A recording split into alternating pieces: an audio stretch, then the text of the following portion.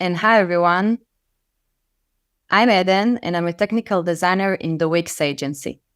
And I'm really happy to have you with me. And for those of you who do not know what is technical designer, it's the perfect combination between a designer and a developer. And I really love what I'm doing, which is building beautiful websites on Wix for the past 3 years. The new launch of the Wix Studio is a great opportunity to talk to you more about an important subject to me.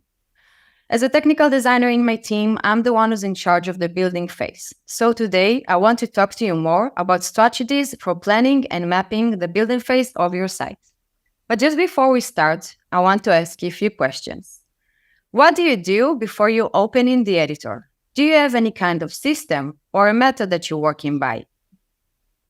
Or did you ever have to rebuild something? Do you know this perfect moment when you build the perfect section and everything sets in the right place, but then you figure out that you missed that one thing that made you rebuild everything from scratch? I know it's horrible, but we came up with a system that will save you time and help you work better. But just before I'll show you the system, I want to explain more why it's important to plan the building phase. So in order to perform an efficient and a good work, we need to do an in-depth analysis on the current project before starting to build.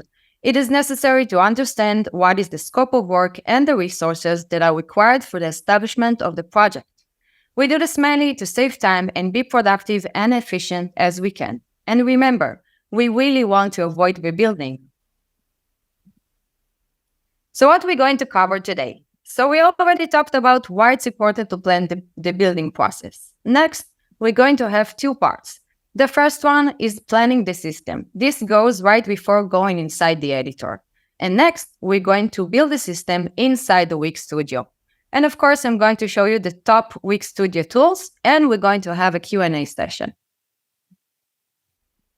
So our case study for today, it's the Wix agency website. Did you know that we have a Wix agency? Basically, we perform as an in-house agency and we create web projects for our partners. But not only that, actually, our main goal is to always make the product better for you guys. Last year, we created the Wix agency website, which is a dynamic knowledge base and learning tool for Wix employees, agencies, partners, and designers like you. This website was a great example why we needed to stop and plan the building. It was a really heavy content website. It had a lot of pages and a lot of content. Not only that, we worked as multiple team members. We had 1 project managers, 2 designers, and 2 builders. So it really requires to come up with a system that approves and works for everyone together. Okay, so let's start with planning the system. Again, as I said, this goes right before even opening the Wix Studio. And we're going to talk about 4 topics. The first one is mapping, which is observing all of our ready pages for build next to each other, and we are writing notes. Next is the design rules. As each project has its own design, we need to decide the rules in advance. And we're going to check the global sections method, which is a method that helps us to work faster. And we're going to plan our dynamic content throughout the CMS part. Okay, so let's start with mapping, which is all about preparation. And at this point, we start with observing all of the pages next to each other, and each team member write his thoughts on the planning tool. So our planning tool was FigJam and Figma. And we chose FigJam just because most of our design, we are designing them on the Figma. You can see here we have 2 files. The first one is the building planning, which is a big canvas that each team member can write his thoughts and planning on the canvas. And the second one is the actual design. And we split it so we can focus on each part at a time. And here you can see all the design and the breakpoints. And let's go back to the building planning. What we did at this canvas was basically to start placing everything and all the information that we have about the project. So we started with a sitemap. As you can see, next to it, we have all of the pages And you can see that there is a lot of them. I have to say that I was a bit nervous when I looked at all of these pages, but the building really helped me, the planning the building. And next to it, you can see underneath that we placed all of the pages next to each other and we placed notes. Let's go in a little bit deeper. So for each page, we placed different notes with different colors. It's even helped us to recognize what are the colors for each team member. So you can see here that I have my notes, for example, in green colors, and my other team member has it blue. After placing everything, we started scanning all of the page and looking for different stuff to write. So what am I looking for actually? When I'm doing the mapping, and scanning the page for each design, I'm looking for, first of all, any kind of special behaviors, like animation, interaction that is going to appear on the page. And next, I'm looking for any which layout I need to choose because I want to choose the right components, even if it's a repeater or is it a grid, and etc.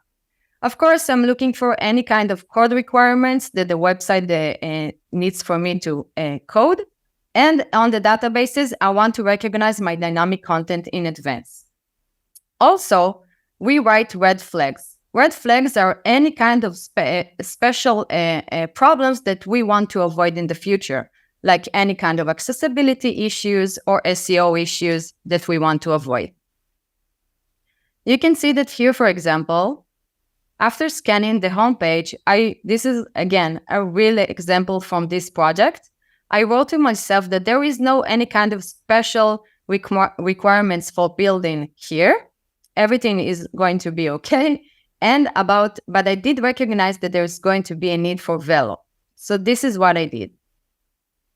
Not only that, we even added a red sticky notes that has all the design assets that the website requires for each page. So just so we know that we need to prepare these design assets in advance. And this helps us to understand how much time and work we need to invest in this project. Great. So after finishing doing this for all the pages and all the team members finished writing their notes, we can move on to the next part, which is the design rules. So as a technical designer in my team, I'm not the one who's in charge of the design. So I'm asking from the designer or the art director to give me a style sheet with all of the styles that is going to be on the website.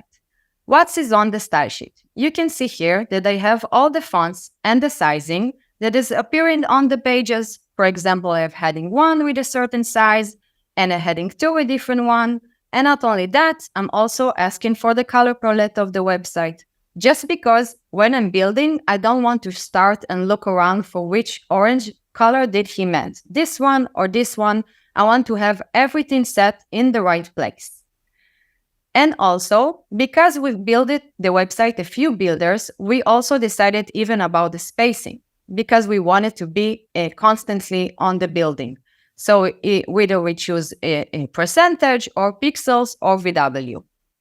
And I want to show you how it looks on our files. So you can see in the design, because it's part of the design, we placed here the style sheet. The first one is for desktop, iPad, and mobile, and we have it in different sizes because each breakpoint has its own styling. Great. So let's move around. Our next part is global sections. When we are building a project, we really want to be efficient, so we can use any kind of shortcuts that come up to your mind. You can come up with your own method. We chose to work with the global sections tool. And what are global sections? Basically, there are sections that appear in different pages and repeat in themselves, and you can edit it in one point, and they will change all across. I will show it in the second part of the webinar. In the mapping phase, we've noticed that there is a lot of sections that look alike. We decided to mark them up with different colors and use global sections later on to work faster. You can see here, for example, that we have the red section that is repeating in different pages, which is basically a big image in the center. And also we recognize that there is the how-tos and case studies and inspiration that has a similar layout. Okay, so let's talk more about databases. So for those of you who are not familiar with CMS, CMS is a shortcut for content management system. A CMS allows you to structure and manage all your content in tables called collections. In collections, you create whatever structure you need to display content on your website. The content can be connected to your site with a few simple steps. So anytime you or your clients want to make changes, they will appear automatically on your website. You can see here, for example, this is how it looks. And we have here a dynamic page of a property. And each column is connected to a component in the page. So for example, a property name is connected to a text component, and an image column is connected to the image component on the dynamic page. And this is how it looks on the Wix Studio on our projects. For example, we had a collection called Projects, and it had all of our projects for the team.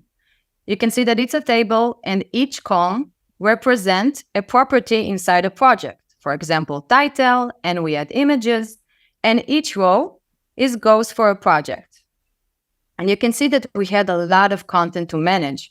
So the collection really helped us to work faster and more organized. This is how it looks on the real website. It's a single project page that loads all the content. And here you can see a different project, but it's the same design and layout. So only the content is changing. So when you're using a dynamic page, you build it like a template instead of building it multiple times. So why we even started talking about databases? So again, on the planning, I want to look for all the dynamic content that I have. So if I'm going back to my planning board, after scanning all the pages, I started to write to myself, what are the collections that I recognize that is going to be on this website? So you can see, for example, that I've noticed that there is projects, case studies that we are showing, how-tos, inspirations, and I even started to write the columns that is going to be on the dynamic page. So for example, again, the title and the images and more. Not only that, I even gave them different colors because I recognized that there's different kinds of collections. So for example, the blue ones are the ones that I know that is going to have a dynamic pages, a list page, and also one single page. For example, again, the projects. I know that it's going to have a list page of all the projects and a single one. And the next example is the green one. I gave them a different colors just because I recognized that the team collection is going to appear only in the About page. We're going to have a list with all the team members, but a team member is not going to have a dynamic page as its own, unfortunately. And if you're really intrigued why I gave purple color, so this one goes for databases that are a reference to each other, but this is for another webinar. Okay. So we're almost done. And we can go to creating the system, which is the fun part because it's inside the editor. After I finished planning and mapping all of my website, I can start creating the system. What am I doing now is, first of all, I'm setting the styling, I'm building all my infrastructures in the website, and I'm going to show you how to set the global sections method. So let's start with first, which is styling. So I'm going to my project, and I have to say that this is the first thing that I'm doing when I'm starting a project. I'm really starting with setting the styles. So on the left panel, you can see here the button of Site Styles. And let's start with typography. So what I want to do now is I want to take my style sheet that is already prepared in advance, and I want to start implement it in my project. So for example, let's take the heading 1, which I can see the font and I can see the sizing, and I want to set it in my styling. So let's take, for example, heading 1, and it's already set with the font. So let's just change the size. 180 and apply. So when I'm setting all the styling from here, once I hit apply, it will change all across the website. So I'm really making sure that when I'm adding components, it's connected to the site styles. So let's say I set it for all of my text, and we can move on to colors. So here you can see that the white and black are already set. So let's continue with the rest of the colors. So again, I'm returning to my style sheet, and I'm starting to copy the colors.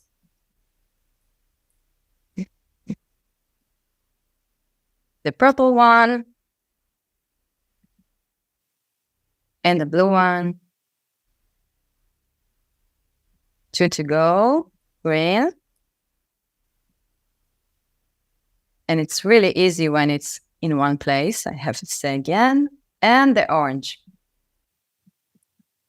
Great. So also for colors, it goes that when I'm connecting and using my color styles, it will change globally. So I'll just show you how it looks. So when you're choosing a color, just make sure you're choosing it from the theme colors. Because let's say tomorrow the designer decided that this orange is not the exact one that he meant, and he wants to change it.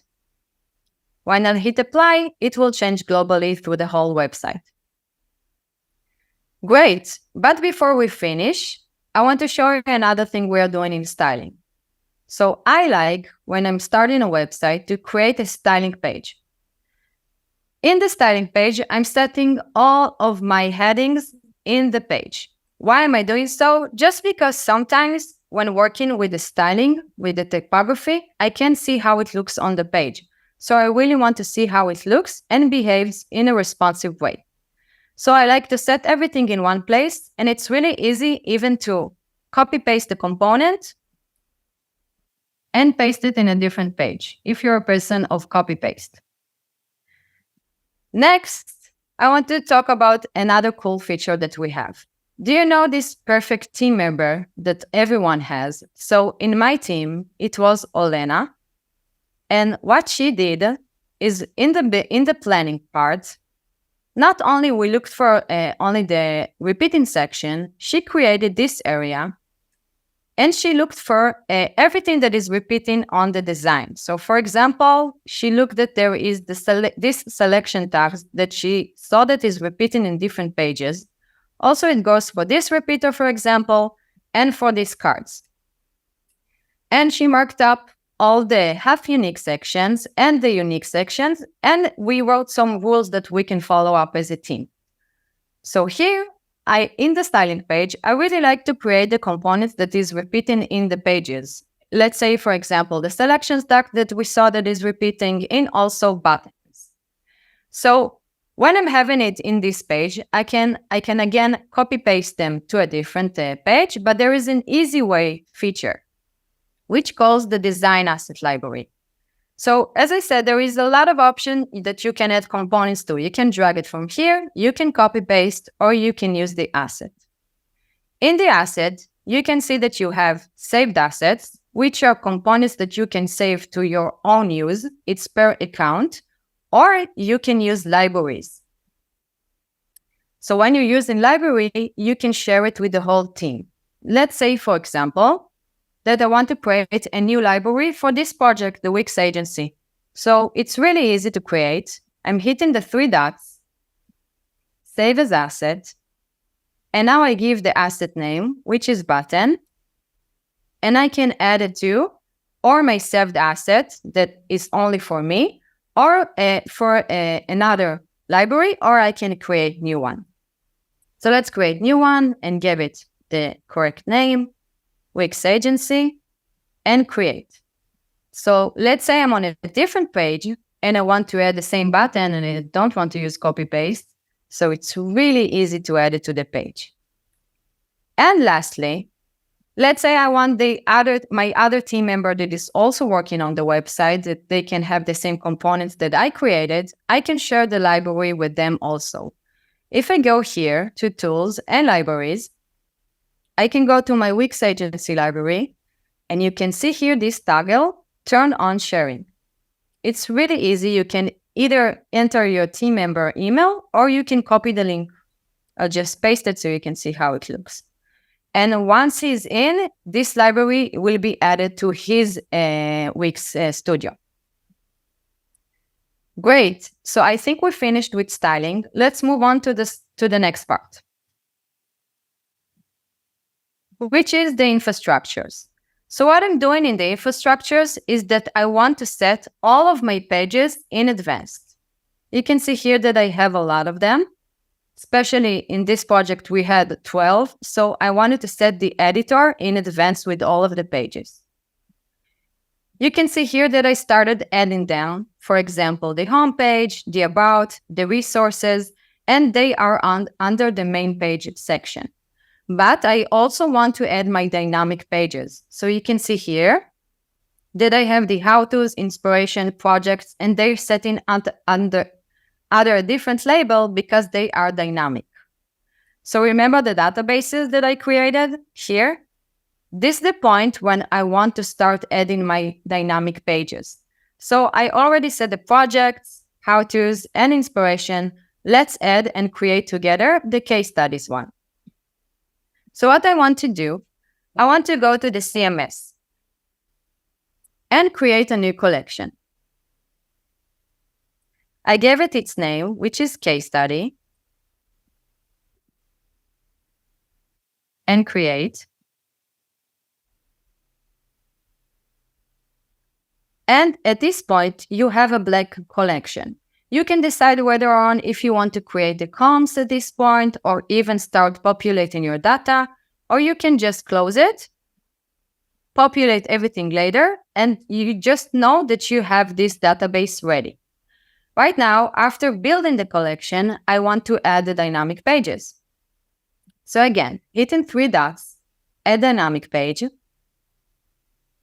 And you can see here that what is being opened is the list page. Again, if I have a list of case studies and the single item. So let's start with list page because I have a list of case studies that I want to present. I'm hitting add to site. Now it's creating the page. And let's add a single one. So again, 3 dots, add dynamic page. And now you can choose whether if you want to have it with the design ready or a blank one. I like to choose the blank one just because I'm usually building my design from scratch. Add to site.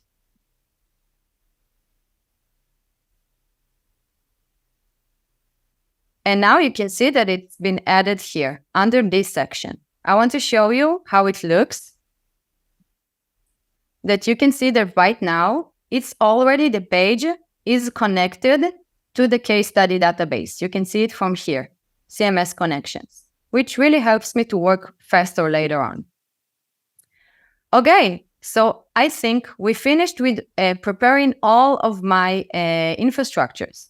But just so if you want to know why am I doing so, because first, I think it's easy to navigate when your building is in multiple builders. Like if my other team member is responsible for the about page, he just can go inside the project and go to the about page. He doesn't need to worry if it's already created, if he needs to create it.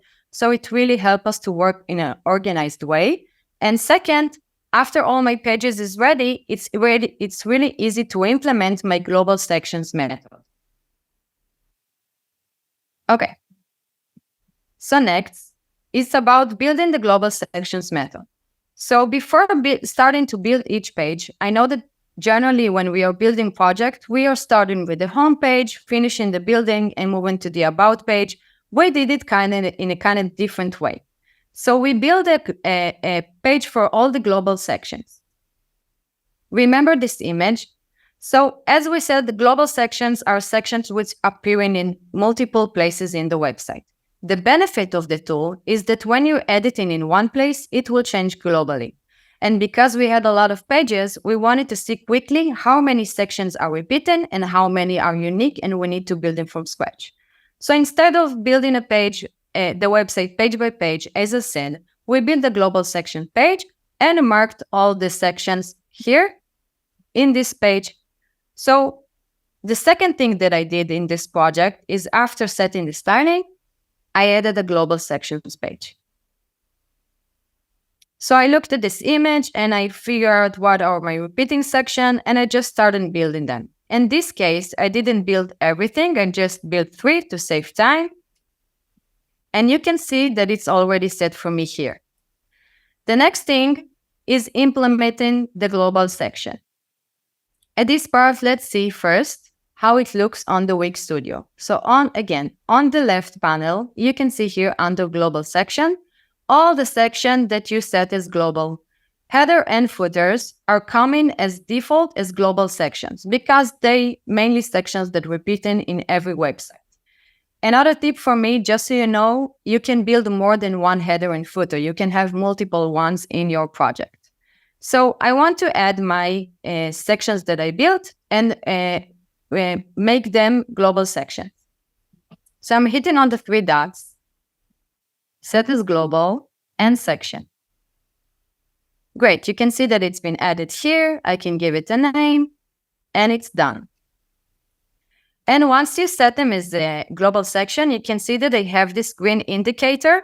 So this tells you that they are global. And let's do it for the rest of them. Set as global section. And the last one.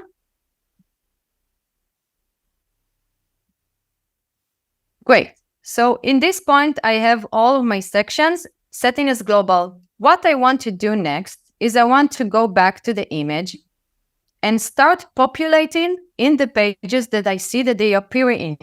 This helps me to really make it really build the pages in a short time.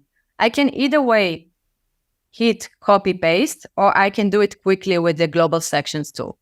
So let's take, for example, the red section that we want to toggle on the correct pages. So I can see that it's appearing on the home page, project, resources, and case study. So let's add it. I'm going to my global sections panel, three dots, add to, and I know that it's in the home page, case study, resources, and how to. Great. I just want to show you how it looks if I'm going to the home page. So you can see now that it's been added to the home page. I'm on the home page and I have my global sections here. Let's go back to the page. And let's say that I want to turn on now my green one. And I see that it's on the all how-tos, all case study, and all inspiration. So I'm going to this one. From the section, title, add to, inspiration list, how to, and case study. And I want to show another way to add the global section. So let's move to the case study page. And you can see that it's been added here. Let's delete this one. And if I open again the global sections panel, I can just hit add to page and I can see it here. So at this point, after starting populating all the repeating section, I'm reaching to a point that all of my pages are almost ready. It feels like adding parts and building a puzzle. So what I have to do left is building the unique sections. But just before that, I want to do the last phase, which is the happy phase, because we are detaching the global sections. I want to do this phase when I'm sure that I finished my design.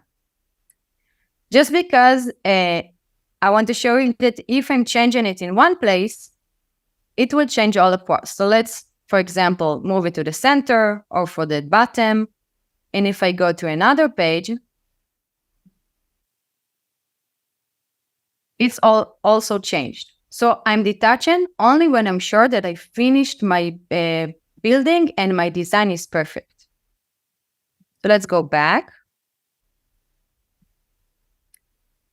And also in the detaching part, we are doing this because we want to customize the section to be right for this page. So you can see, for example, here, this global section has the wrong title, the how-tos, and it's not the page that it's relevant to. So I'm going to detach and customize the section. Three dots, detach from global. And when I'm doing so, it doesn't mean that it's been removed from the global section. It only means that right now it's not going to change globally and it's not connected to my global sections. And I can make the changes. So this title goes for case studies. Great. And I'm doing this for all the rest of the global section. So detach from global section and making my customization. And that's it. Basically, when we're done detaching the pages, I can go on and build all the unique sections. So it's really easy this way to create all of the pages in a really quick way. But just before we summarize our webinar for today, I want to also take you for the top Wix tools that we covered. So we talked about the color palette and the text theme and how to set them first in the web project so it will change all across and you can manage it easy. We talked about asset library where you can manage all your components as a personal or as a team.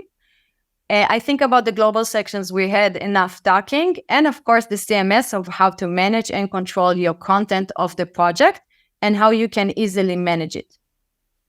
And of course, all of the tools that I show you are only tips. You can find your own method that works for you to work and perform better on your projects. And at this point, you are ready to start building the rest of the page.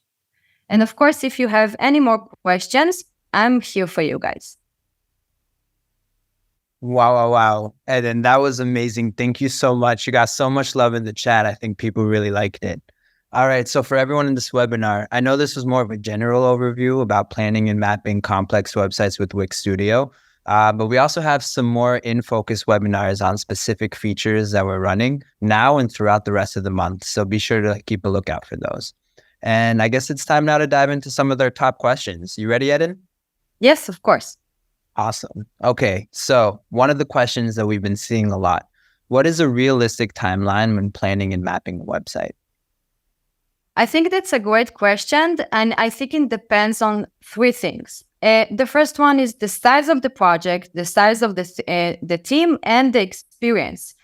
For this example, it was a really complex website. We had a lot of team members, so we invested like 2 days creating the planning. But let's say it's a simple project and you're building it only yourself, so it can take less time. So it really depends on these parameters. Makes sense. Okay, cool. Another question. So what are some areas that you think people spend too much time on when building a website? So I think that the stuff that takes your time is basically the layout and choosing the right components. But when you're preparing your building in advance and you're scanning all your design, and also I really think a really important thing is looking all over the breakpoints when you're choosing it. So I think this will save you more time in the future. You just need to look all and scan everything and make sure you're choosing the right components. Okay, great. And last question for today, what's the best tool to use for planning and mapping a site? So I think that there is no such thing as the best tool. I think it's what is the best tool for you to use. It's either way it can go on Notes or Slideshow, or as we worked on Figma, FigJam. It's basically what the tool will serve you the best. Like if you're not a person of Monday and tables are not working for you, then don't choose this tool. So it doesn't have to be the most technology tool that there is. It's supposed to be the tool that works the best for you. Okay, great. Eden, thank you so much. That was amazing. I think that's all the time we have today for the questions. But if you have any questions that you feel weren't answered, please feel free to go to the new Wix Studio forum and or join the Wix Studio Discord community where you can feel free to ask away. Our product managers will be more than happy to help you out over there. And of course, our academy is always there as a resource as well for you to get more information. The recording of this webinar will be uploaded there in the academy as well as the YouTube channel. Also, if you have any feedback, please let us know in the feedback from the hosts that are sharing the link in this chat. And again, thank you so much for participating in this webinar. We really appreciate your time. Thanks so much, everyone.